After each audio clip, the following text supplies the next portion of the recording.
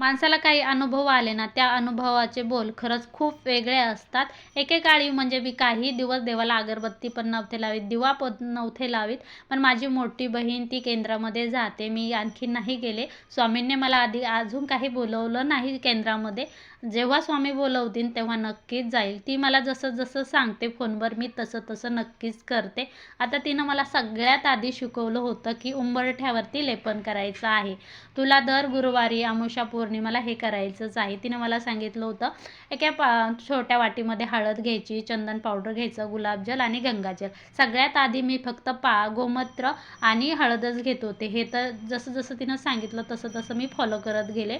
त्यानंतर लेपन करून घ्यायचं. मध्ये 7 किंवा 5 हळदी-कुंकू द्यायचे. दोन्ही बाजूने स्वास्तिक काढून दिवे लावून घ्यायचे आणि दारासमोर छोटीशी होईना रांगोळी काढून घ्यायची आहे आणि कापूर लावून छान आपल्याला आरती करून घ्यायची. एवढं सगळं सांगते ती. काही पण असलं की ती सांगितल्याशिवाय राहत नाही आणि मी पण नक्कीच फॉलो करते बरं.